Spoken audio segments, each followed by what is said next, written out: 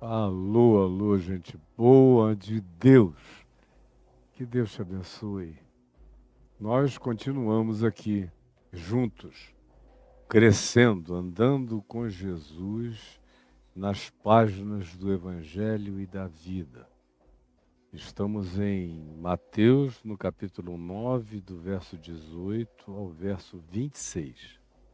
Mateus 9, de 18 a 26. Mas, como eu tenho feito com certa regularidade, especialmente depois do capítulo 7, quando a gente iniciou o capítulo 8, e iniciamos o episódio da libertação dos dois endemoninhados gerazenos ou gadarenos em Mateus, que em Marcos tem um protagonismo especial de um deles, a quem eu chamei de o louco da montanha, e nós saímos, portanto, eu pedi licença a vocês para a gente ir e trabalhar com o ambiente descrito no Evangelho de Marcos, no capítulo 5, que era muito mais minucioso, embora fosse a mesma narrativa.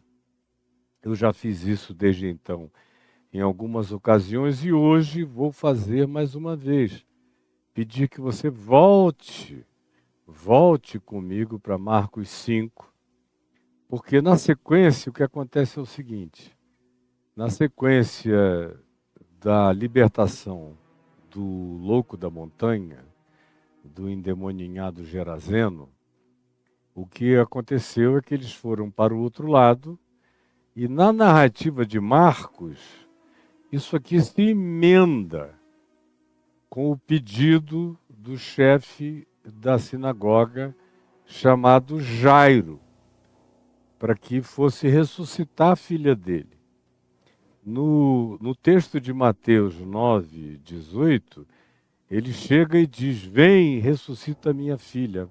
Ora, tira minha filha da morte, porque a garota já tinha sido dada como morta. Aqui em Marcos, ela está morrendo. No texto de Mateus que a gente viu, tem algumas interpolações narrativas.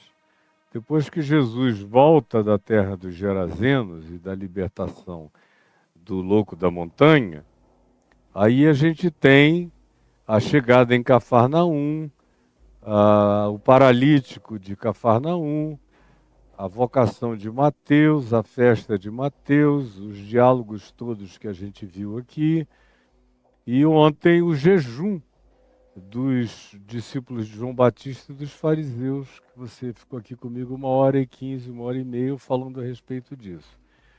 Aqui no texto de Mateus, no capítulo 9, do verso 18, se diz: enquanto estas coisas lhes dizia, ou seja, que ninguém põe pano novo em vestes velhas, ou ninguém pega um pano, um vinho novo e põe num odre velho. Eu expliquei o que era o odre, expliquei o elemento cultural imediato todo no dia de ontem, com as aplicações. Uma vez que a gente deixa isso, no verso 17, começa com o seguinte, verso 18 de Mateus 9: enquanto estas coisas lhes dizia, eis que um chefe, aproximando-se, o adorou e disse: minha filha faleceu agora mesmo. Minha filha faleceu agora mesmo, mas vem, impõe a tua mão sobre ela e ela viverá. E aí vem a narrativa da mulher do fluxo hemorrágico, da mulher que menstruava ininterruptamente há 12 anos. Isso aqui na sequência de Mateus, capítulo 9. Já o que você encontra em Marcos 5 é algo que não tem a interpolação da conversão de Mateus, o banquete que ele deu, o diálogo com os fariseus e com os discípulos de João Batista, a parábola do pano novo em veste velha, do vinho novo em odres velhos. Não tem. Não naquela sequência. E em Marcos, a sequência está diametralmente estabelecida, de maneira direta, que é o seguinte: ele liberta o endemoninhado, o louco da montanha, atravessa para o outro lago, o Mar da Galileia, chega em Cafarnaum, e quando ele chega em Cafarnaum, você lê isso em Marcos, no capítulo 5, no verso 21, e onde se diz o seguinte: tendo Jesus voltado no barco para o outro lado do Mar da Galileia, para Cafarnaum, afluiu para ele grande multidão. Foi quando aconteceu a história da libertação do paralítico e tudo mais, a vocação de Mateus, o grande banquete, o convite que ele fez a todos os publicanos, pecadores e pessoas semelhantes a ele na região, a provocação dos fariseus, depois a perplexidade dos discípulos de João,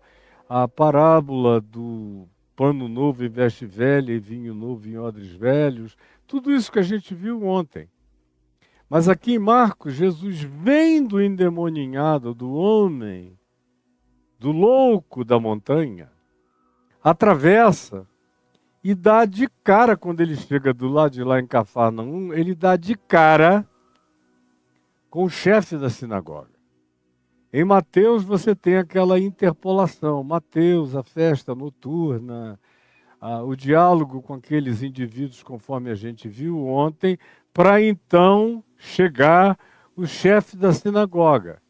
Tem um interregno aí de horas, ou quase que de um dia, provavelmente, certamente um dia, porque a festa foi à noite, se a gente não levar em consideração interregnos mais longos, se a gente trabalhar com as categorias do veio, chegou e aconteceu isto e aquilo, até ele encontrar o Jairo, o chefe da sinagoga, tem aqueles elementos narrativos que você acompanhou comigo aqui em Mateus, no capítulo 9.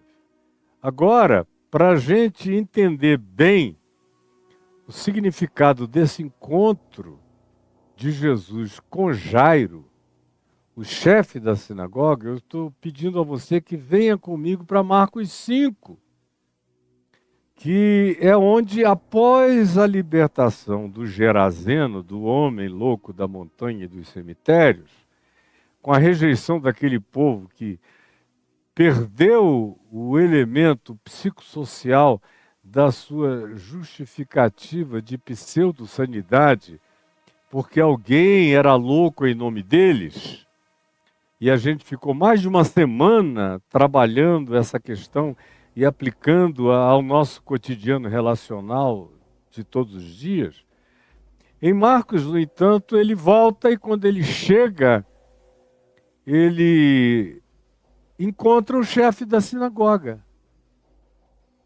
O chefe da sinagoga, diz o verso 22, eis que se chega a ele um dos principais da sinagoga, que em Lucas a gente fica sabendo, na mesma narrativa sinótica, que era o chefe da sinagoga. E em Mateus também diz, chega a ele um chefe, só não se diz de onde nem de quê, da sinagoga.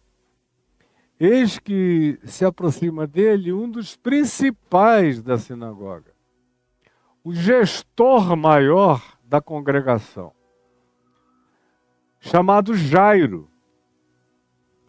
E todo mundo conhecia, por isso é importante mencionar o nome dele.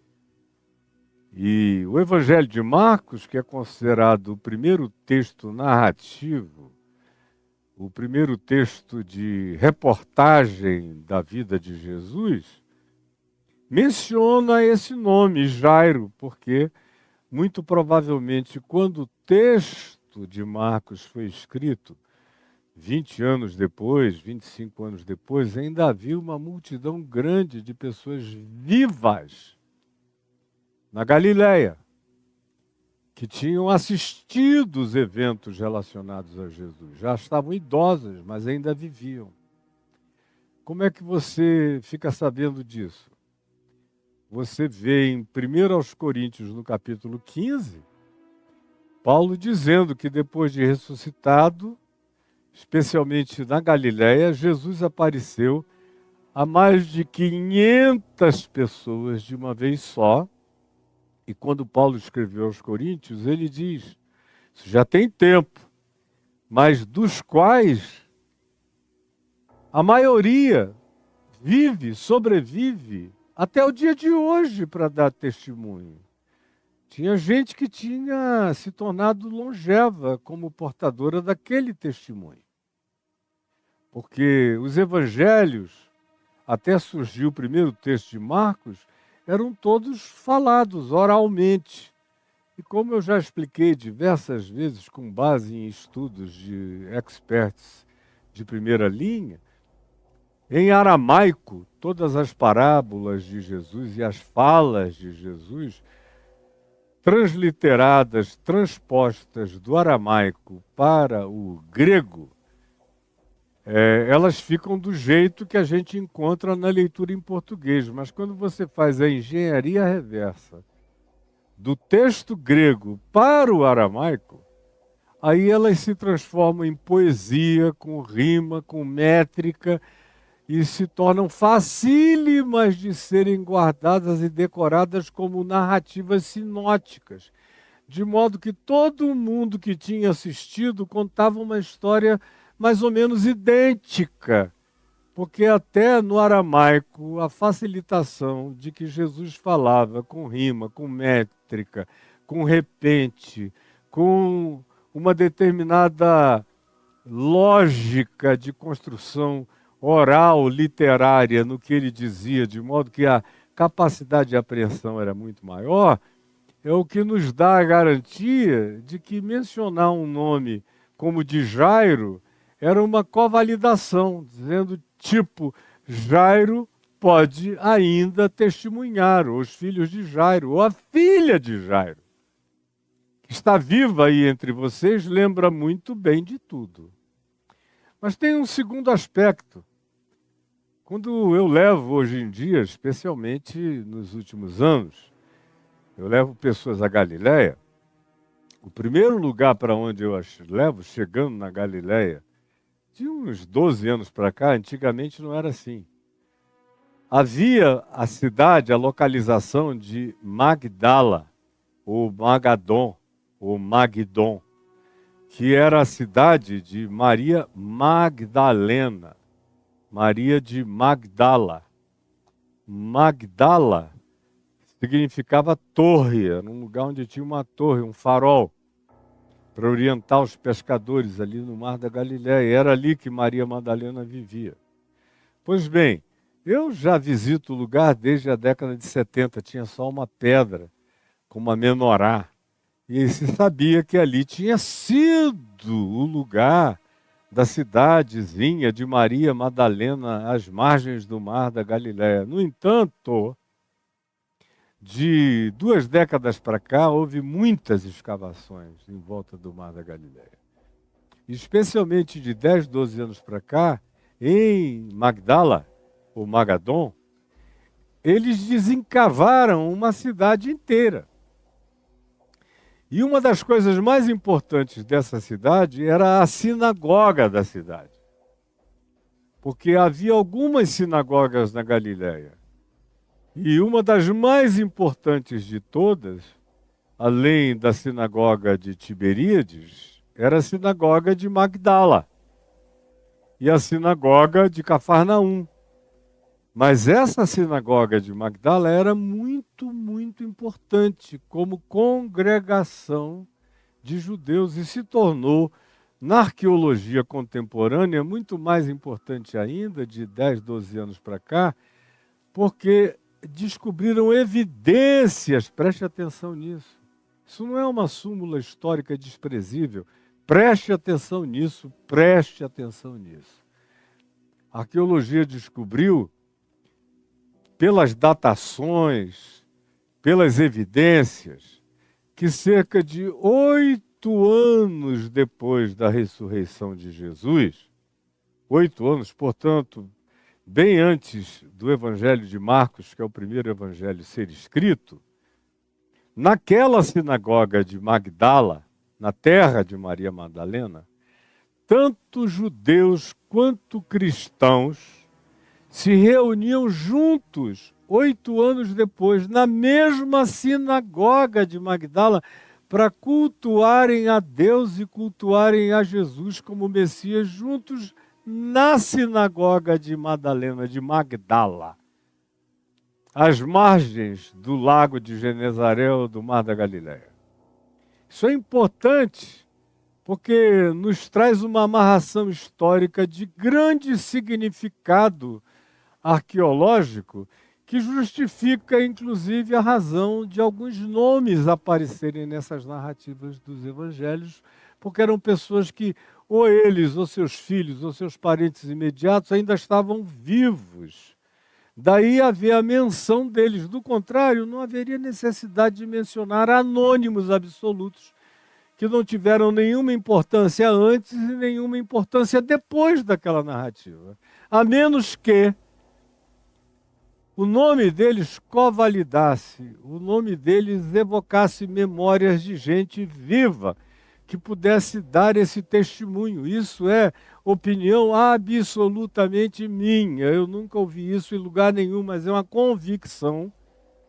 Eu creio que de natureza científica, arqueológica, textual e de lógica histórica, de certa forma imbatível, que eu estou oferecendo a vocês como evidência desse aconchego histórico e dessa proximidade. Pois bem, aqui está Jairo mencionado como chefe da sinagoga. Você veja que em Mateus, que é mais distante do que Marcos, dos episódios originais, se diz apenas um chefe, porque Mateus já vem depois, talvez já sem as mesmas testemunhas, mas para Marcos ainda havia muita gente viva que podia covalidar, que podia representar, que podia rememorizar, que podia testemunhar e de maneira apoiadora a narrativa que Marcos estava trazendo no primeiro evangelho escrito. Então chega-se a ele um dos principais da sinagoga, chamado Jairo, e vendo, prostra-se aos pés de Jesus. Isso é uma blasfêmia. O cara é chefe da sinagoga dos judeus. É o representante do judaísmo na Galileia, em Cafarnaum. É uma figura eminente, conhecida por todos. Ele vem assistindo tudo que Jesus vem fazendo. Curas, libertações, de todo tipo de doenças, enfermidades, toda natureza de moléstias, das físicas às mentais, espirituais e de todos os outros níveis de perturbação, turbulência, enfermização, paralisia, lepras. Tudo que você possa imaginar aconteceu em Cafarnaum.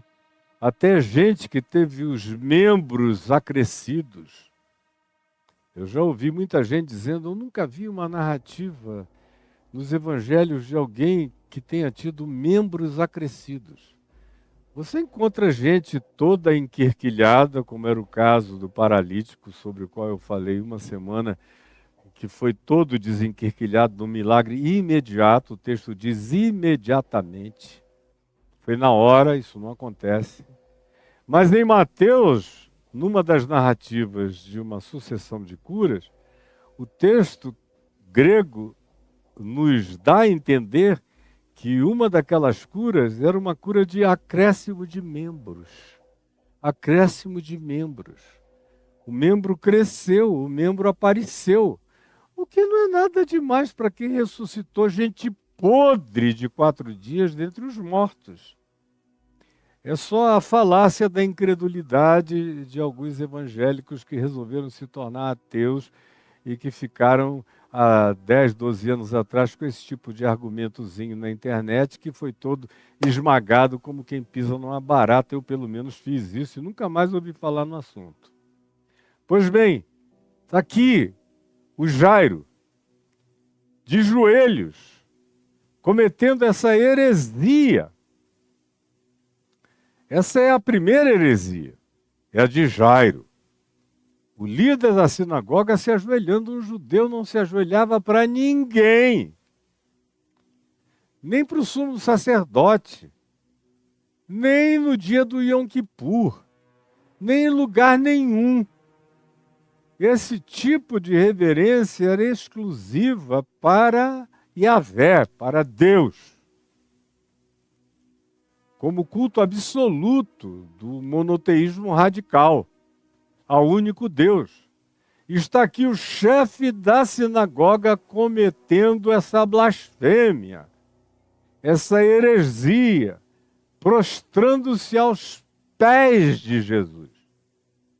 Para você que nasceu cristão e que se ajoelha na presença, inclusive, de estátuas de gesso, de pau, de pedra, de qualquer um, em qualquer lugar, essa cultura ajoelhante, essa cultura supersticiosa, fetichista, esse pôr-se de joelho é quase natural. Tem gente que beija o pé da mulher do pastor, tem gente que se ajoelha diante de pastor, salafrário, canalha, cretino e safado. Tem gente que diz, eu não vou sair daqui porque se ele deixar de estender a mão e me dar cobertura, a maldição virá sobre mim. Isso é porque nós somos todos pagãos, a maioria absoluta dos crentes, inclusive, são os mais pagãos de todos. Mas aqui nos dias de Jesus isso não existia. Não existia em Israel de alguém que tivesse consciência de Deus se ajoelhar diante de absolutamente ninguém, nem de anjo. E os que vendo anjos tentaram se ajoelhar, os próprios anjos os colocaram de pé, dizendo, fica em pé, eu sou teu irmão, eu sou conservo teu, eu só fui enviado para uma missão, mas eu sou uma criatura como você, adora a Deus. Isso se repete 3, 4 vezes no ambiente do Novo Testamento, adora a Deus. Mas está aqui Jairo de joelhos diante de Jesus, o adorando. E Jesus não disse, fica em pé, adora a Deus, nem nada. Jesus deixou. Ele estava de joelho diante da pessoa certa, na hora certa, no lugar certo, com a motivação certa, com o clamor certo. Era verdade, Jesus acolheu a necessidade dele quebrantada como algo absolutamente admissível e aquele ajoelhamento quebrantado como natural. Foi assim que Jesus tratou. Foi com essa megalomania divina que Jesus se tratou a ele, tratou a circunstância, a cenografia. Isso era cabível em Israel se alguém se ajoelhasse diante de Deus. Portanto, tem uma protoconfissão da divindade de Jesus na inferência do Evangelho. Todas as vezes que alguém vem e diante de Jesus se ajoelha e Jesus permite a adoração, consente com ela. Há um amém assertivo de consentimento e de abraço no gesto de Jesus. Está aqui Jairo, curvado diante dele. Jesus vendo-o prostrar-se aos seus pés e viu também que ele chega e insistentemente lhe suplica. Marcos 5, 22, 23. E lhe suplica dizendo, minha filhinha está à morte. Em Mateus ele diz, morreu. Aqui diz, está à morte. Tanto faz como tanto fez. O prognóstico estava posto, ou o diagnóstico, se fosse o caso, estava dado, e a morte era certa. Por isso ele suplica e diz, vem, impõe as tuas mãos na cabeça da minha filha, e a chama de volta, e ela será salva e viverá. E o texto, no verso 24 de Marcos 5, diz: e Jesus foi com ele. A primeira blasfêmia é essa do chefe da sinagoga, do Jairo, adorando a Jesus. Antes de Concílio de Trento, antes de elaboração dos concílios patrocinados por Constantino, para a fabricação da anatomia de Deus, na Trindade de Pai, Filho e Espírito Santo, antes de toda essa anatomia divina que o cristianismo, de maneira pagã, veio a constituir e não parou de continuar discutindo a fimose de Deus e tudo mais relacionado a detalhamentos da divindade que são pecaminosos e suas discussões nojentas, porque Jesus mesmo tratou tudo na base da naturalidade inferente e não na necessidade de se sistematizar um conjunto de compreensões sobre quem ele era. Ele era aquilo que as pessoas experimentavam nele. Ele era, para as pessoas, aquilo que as pessoas experimentavam nele. E ele não queria ser objeto de nenhuma cartilha, de nenhuma catequese cartilhada, para ser decorada por ninguém. Ele queria e quer que a minha compreensão dele decorra da minha experiência de saber quem ele é em mim e para mim. Isso continua em vigência para Jesus até o dia de hoje.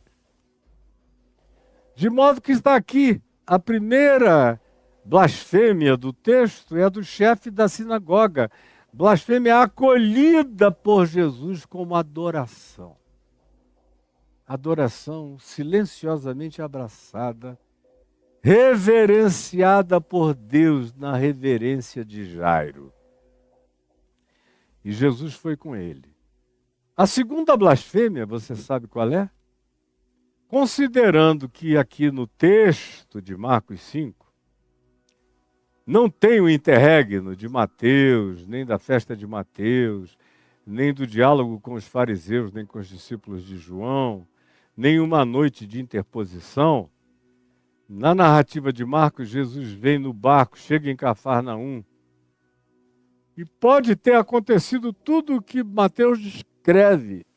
E Mateus descreve e não exime Jairo da narrativa sequencial. Ele só coloca Mateus, a festa e o diálogo com os fariseus e os discípulos de João Batista no interregno.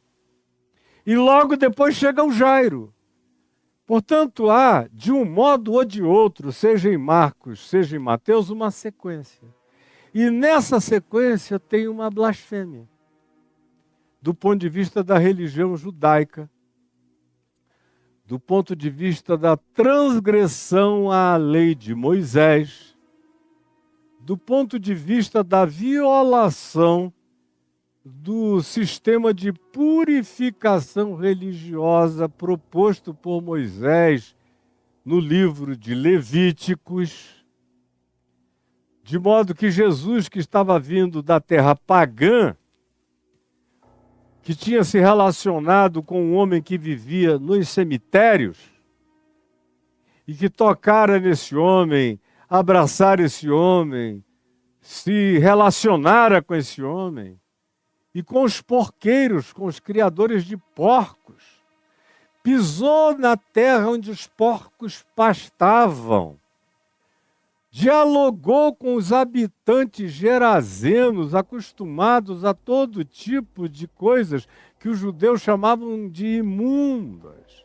E eles criavam porcos porque eles comiam os porcos que eles criavam, o que para os judeus era um absurdo, era gente imunda. Era como estar possesso de um espírito maligno, comer carne de porco para um judeu. De acordo com a dieta do livro de Levíticos.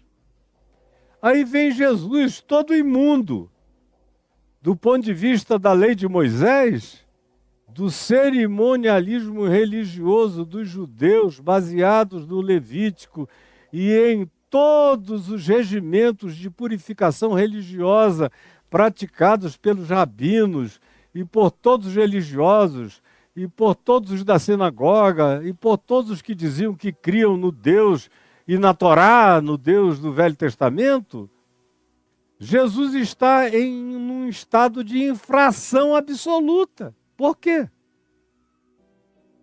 Porque ele tinha que ter chegado em Cafarnaum e ter dito, olha, deixa eu correr para casa, tomar um banho e me purificar e cumprir um prazo mínimo de purificação para eu poder voltar para o meio do povo, tocar e ser tocado, tocar e ser tocado, tocar e ser tocado. Porque do contrário, vindo lá da terra da impureza dos porcos, dos suínos, em contato de afago carinhoso com um possesso que viveu revolto durante décadas nos cemitérios, pegando carne podre de humanos, eu não posso chegar e tocar em ninguém, senão eu contamino. De acordo com a lei de Moisés, quem quer que eu toque? E quem quer que me toque será contaminado. Então ele tinha se transformado numa espécie de Chernobyl ambulante, do ponto de vista da teologia e da doutrinação judaica, porque ele estava vindo de onde ele estava vindo, porque ele tinha se relacionado com quem ele tinha se relacionado, ele estava absolutamente impuro para tocar e ser tocado, para qualquer convívio social antes de cumprir aquela purificação, aquele rito, com todas aquelas ablações purificatórias. E Jesus não está nem aí. Seja na sequência de Mateus, onde ele vem, encontra Mateus, me segue, à noite está numa festa, não teve tempo de tomar banho, de fazer nada, do jeito que ele veio, ele ficou. As pessoas da antiguidade não andavam tomando banho todo dia, a menos que fossem fariseus religiosos que mergulhavam nos seus tonéis para se purificar todo dia, toda vez que voltavam para casa, antes de qualquer refeição, de qualquer coisa, mas Jesus não tinha absolutamente nada a ver com isso. Nem tampouco os seus discípulos. Do ponto de vista da utilização abundante da água, conforme os fariseus e alguns outros faziam, Jesus não era um ser higiênico, muito menos os seus discípulos. E mais do que não ser higiênico, ele era um ser que, pela ausência daquela higiene ritual purificatória, era um ser que andava impuro. Tocando em leproso, tocar em leproso demandava o mesmo tipo de purificação. Ele vai ser tocado por uma mulher com menstruação crônica. A mulher não poderia nunca chegar perto dele e ele teria que parar tudo e se purificar. E ele está vindo da terra da impureza, de uma relação de necrofilia libertadora para com o homem louco de Geresa, na terra dos porqueiros. E, de acordo com a narrativa de Marcos, ele vem de lá e o chefe da sinagoga o adora. Literalmente, Jesus todo emporcalhado pela ambiência dos gerazenos e as ocorrências imediatas. E ele não diz, olha, peraí, deixa que toda a justiça do livro de Levítico se cumpra, eu vou me lavar, eu vou me purificar. Ele nunca tinha feito isso para nada, ele tinha enfiado a mão no peito de um leproso, dizendo, quero ficar limpo, o homem se purificara na hora. Ele tinha encontrado com vários leprosos, com várias pessoas impuras e não tinha cumprido ritual nenhum. Outra vez, ele contraria a lei de Moisés, se deixa adorar e vai com o Jairo. Comete uma blasfêmia em cima da blasfêmia, comete um pecado do ponto de vista judaico, Jesus é um pecador, transgressor, consciente, lúcido, cínico da lei de Moisés. Porque qualquer um piedoso, fosse um saduceu do templo, um fariseu religioso, ou o essênio cheio de purificação, iria tomar o banho purificador. Mas ele não faz nada disso. Do jeito que ele vem, ele vai. E chega o Jairo, se curva diante do ente que está vindo do cemitério de Geresa, no convívio com os porqueiros, e que aceita a adoração. E sabe completamente apto, sabe que Deus nele não se contamina, sabe que ele é o incontaminável. Que ele é o Jesus incontaminável. Ele vem da terra da contaminação. Bota o pé em Cafarnaum e o chefe da sinagoga o adora e ele diz, bem é, que assim seja. Não repreende, não diz espera aí, não diz agora não, mais tarde, deixa eu ir tomar um banho e me purificar e você pode voltar. Não, ele vem pronto.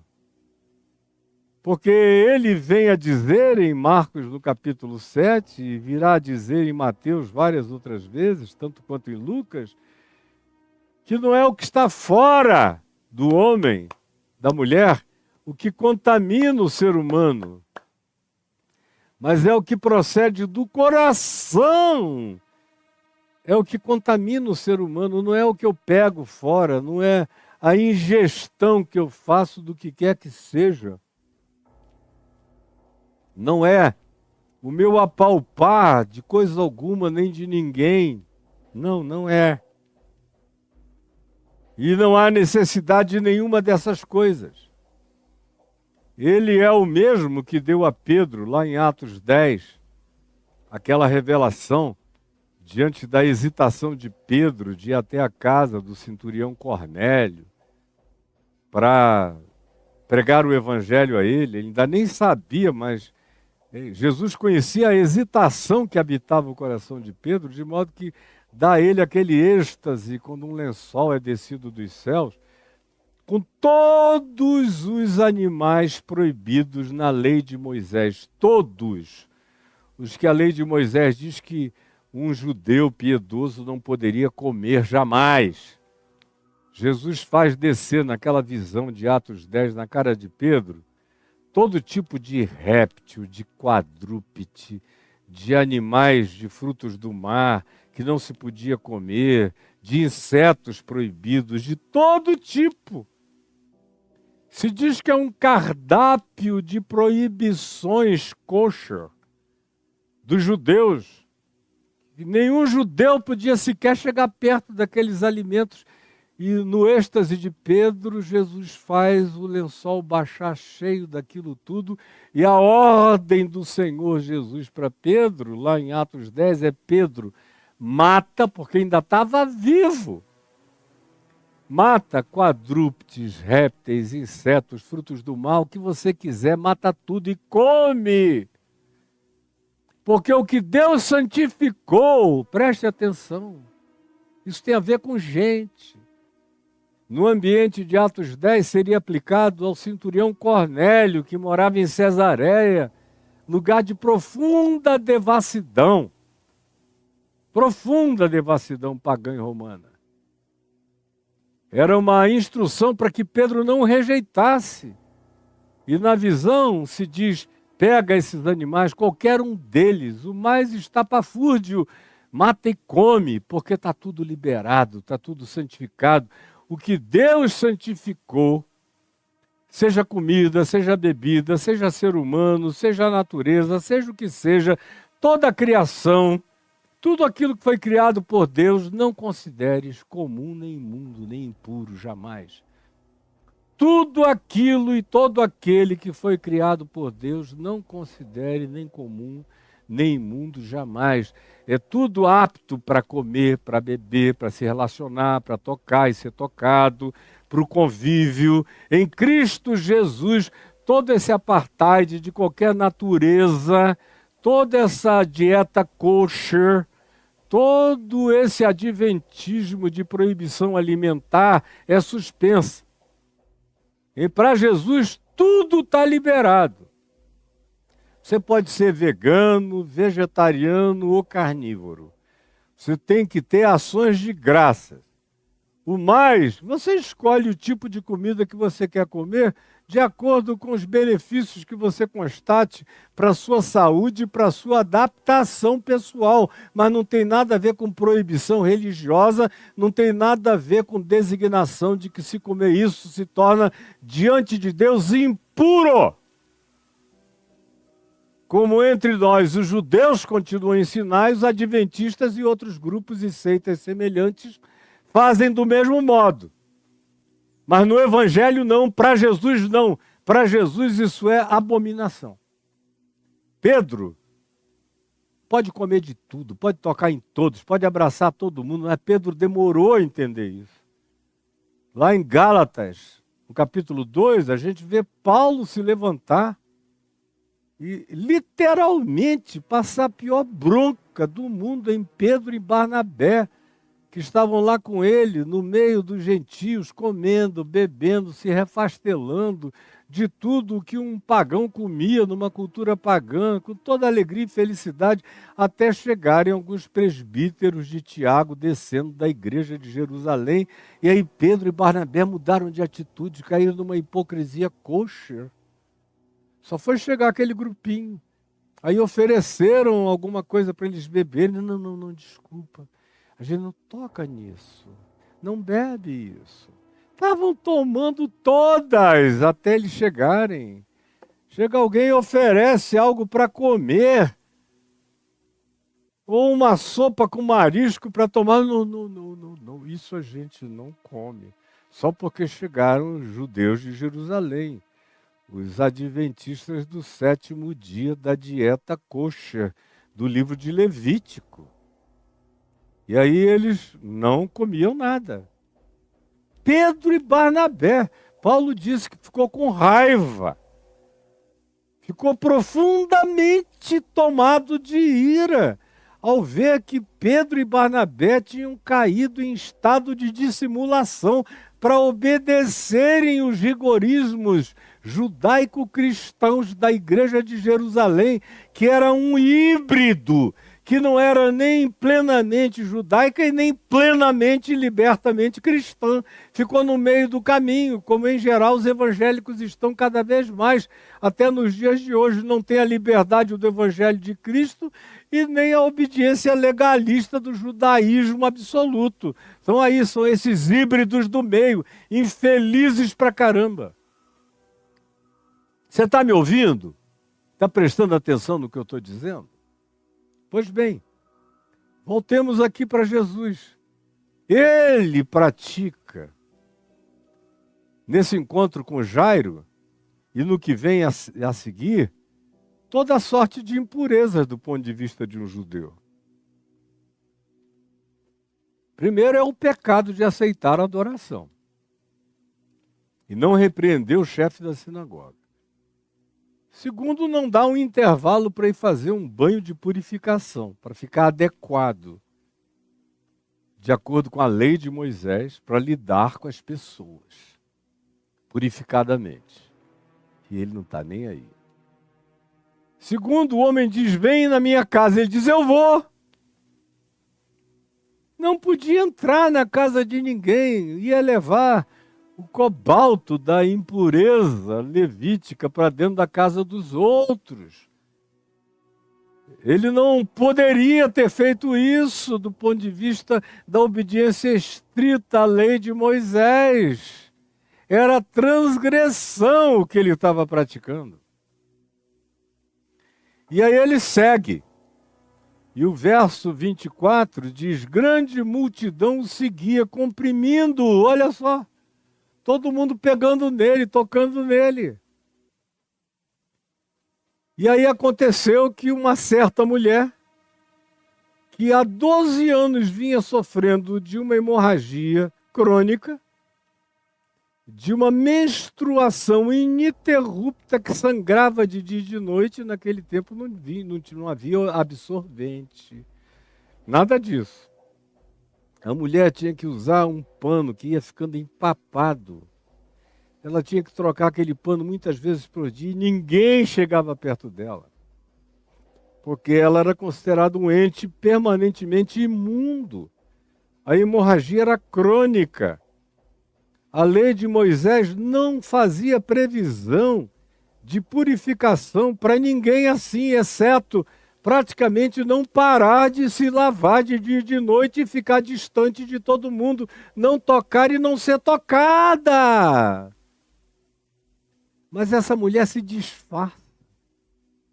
Cobre a cabeça, cobre a cara, cobre o corpo, se cobre toda, vem por trás, para ninguém perceber. Aproveita uma hora que tem uma multidão em estado de frenesi, pegando nele, comprimindo, todos tocando nele, e ela vem e toca na orla das suas vestes.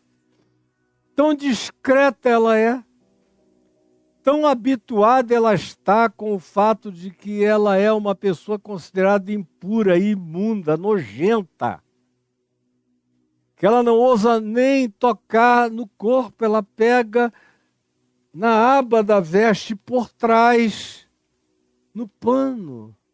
E na hora que ela faz isso aqui, imediatamente a sua cirurgia, a sua hemorragia estanca. Para! Ela sente, ela constata que a hemorragia parou. Ela fica tremendo toda e Jesus sente algo estranho. É quando ele pergunta: quem me tocou? E Pedro diz: que pergunta é essa? Todo mundo está te tocando, como é que tu perguntas quem me tocou? Todos estão te tocando. Jesus disse: não, alguém me tocou diferente, porque eu senti que de mim saiu o poder. Mas sobre isso nós vamos falar amanhã. Eu estou apenas fazendo uma introdução a essa automarginalização na qual Jesus se coloca em relação à lei de Moisés. Aos cerimonialismos, tanto quanto às leis pétreas da Constituição mosaica. Como em João 8, na lei nos mandou Moisés que tais mulheres adúlteras sejam apedrejadas. Jesus disse: quem dentre vós estiver sem pecado, seja o primeiro que atire pedra. E relativiza muitas vezes, muitas coisas, relativiza o tempo todo. Assim como relativiza o sábado, que é lei pétrea da Constituição mosaica. Come, bebe, se confraterniza, cura, faz ações, viaja em dia de sábado, transgride todas as quilometragens mínimas estabelecidas pelo rabinato para que alguém praticasse movimento em dia de sábado. É um transgressor contínuo. E em relação a isso aqui, chega a ser nojento do ponto de vista de um judeu que ficasse sabendo: esse cara está vindo do cemitério de Geresa e de Gadara. Estava abraçado com o possesso que viveu pegando em corpos podres. Se confraternizou com gente que come carne de porco de dia e de noite. Ainda libertou o endemoniado, permitindo que os espíritos fossem para os porcos. E diante dessa cenografia de impureza toda, ele vem, entra num barco, chega aqui e diz: pode me adorar e eu vou para a tua casa assim curar tua filha. Agora, preste atenção. Eu sei que eu estou lidando com um monte de gente confusa. Essa confusão não existia na cabeça de cristãos há 50 anos. Não existia há 70 anos. Os cristãos eram muito mais definidos há 70, 60, 50 anos atrás do que hoje em dia. Não tinha culto à bandeira de Israel, nem culto ao Estado de Israel, nem essa adoração renovada à lei de Moisés, nem o culto que a gente vê as pessoas querendo informação de rabinos de Israel mais do que de qualquer sábio do Evangelho.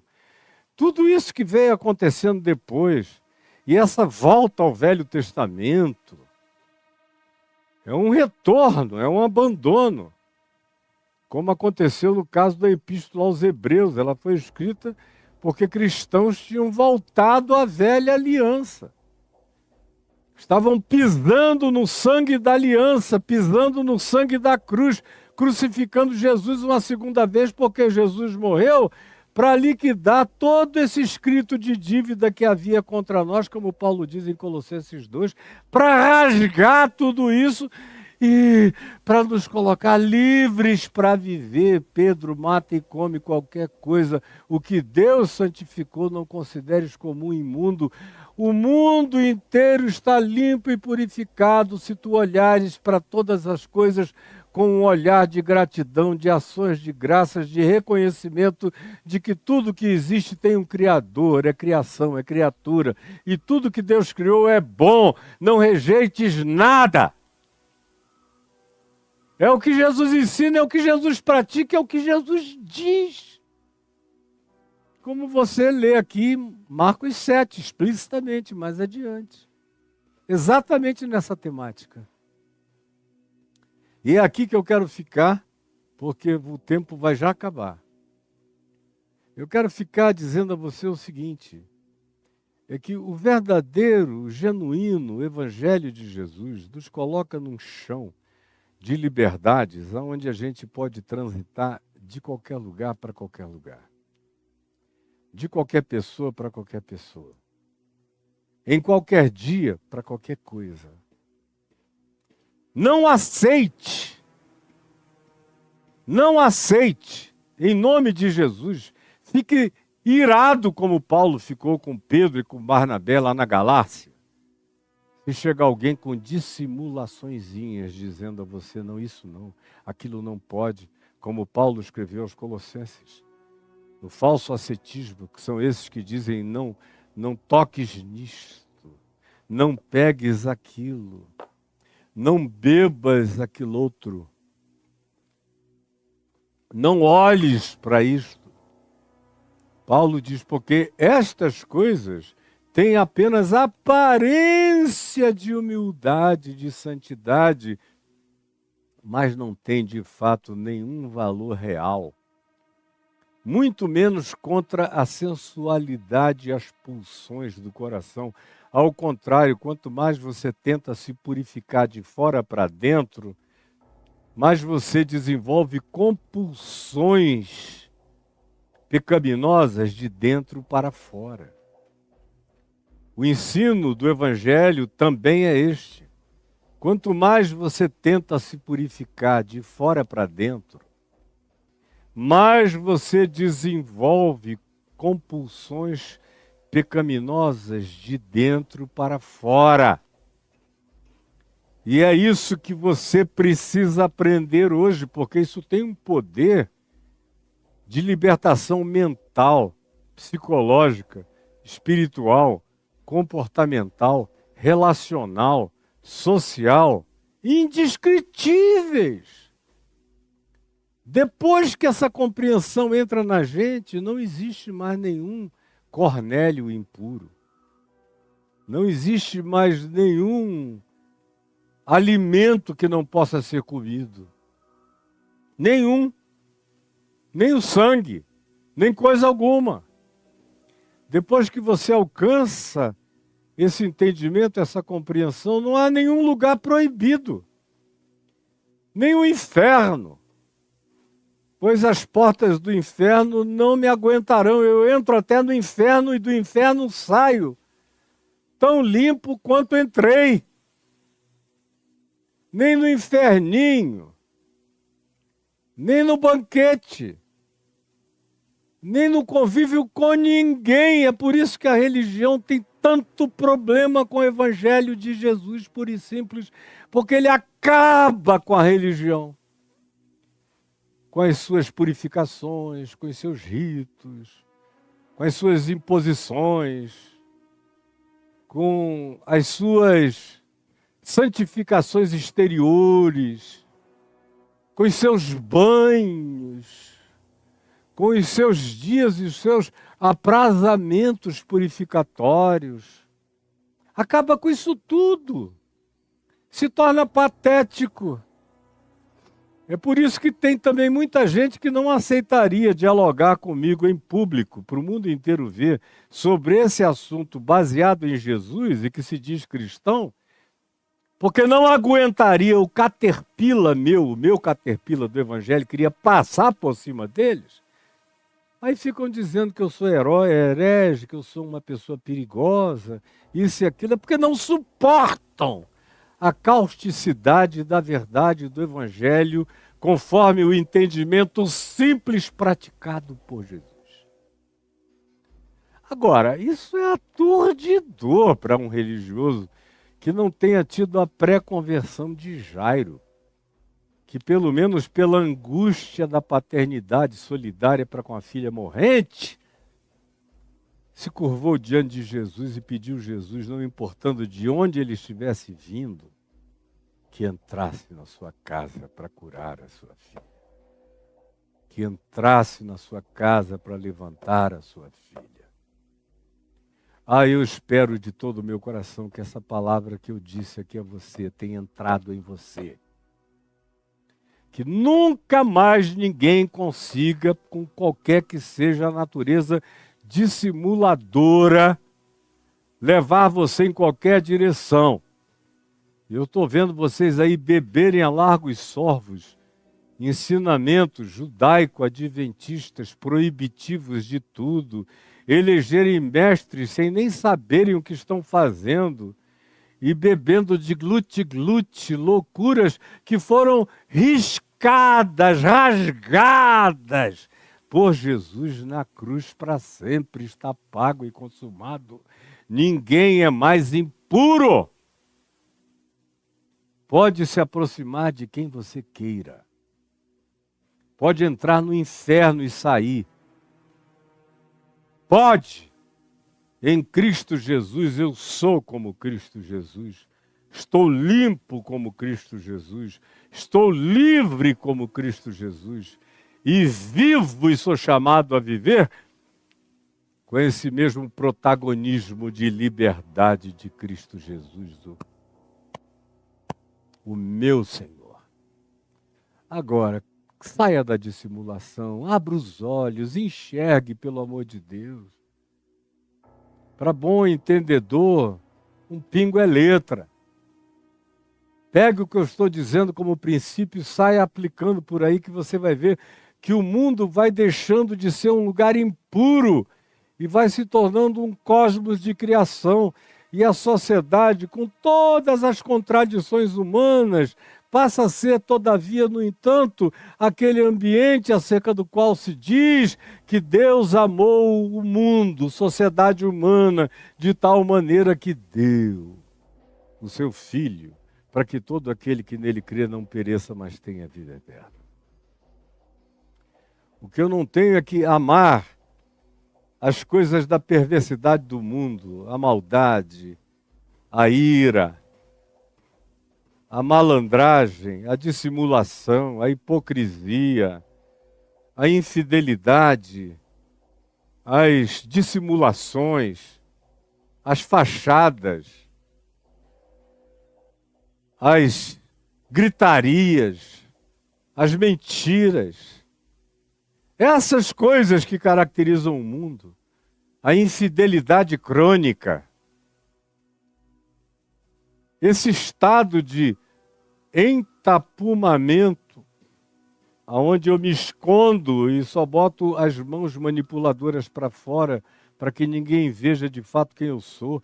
Em Cristo Jesus isso está tudo denunciado, ao mesmo tempo em que a vida está aberta e eu estou purificado para vivê-la em todas as dimensões. Se eu estou em Cristo Jesus, como Paulo diz a Pedro, a Barnabé e a todos os discípulos da Galácia, em Gálatas, no capítulo 5, versos 1 e 2, foi para a liberdade que Cristo vos libertou.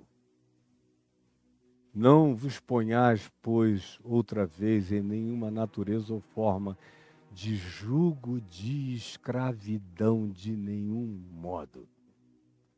Por outro lado, ele diz no verso 11 de Gálatas 5, nem tampouco vos entregueis à libertinagem. Ou seja, não é calça de veludo ou bunda de fora. Não é nem não toques, não pegues, não bebas, não olhes, não vais, não pises. Está tudo liberado. Mas não para eu praticar a maldade, a libertinagem, a infidelidade, a traição, a maldade, a malícia.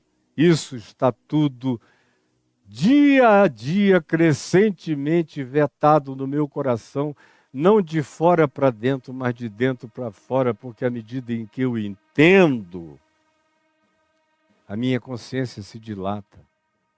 E à medida em que ela se dilata, eu sou banhado de graça. E tanto mais quanto eu seja banhado de graça, mais em estado de liberdade purificada, eu caminho o tempo todo e ando sem nenhuma culpa de nenhuma natureza. Ninguém me suja, ninguém me impregna, ninguém me contamina, ninguém faz mal a mim.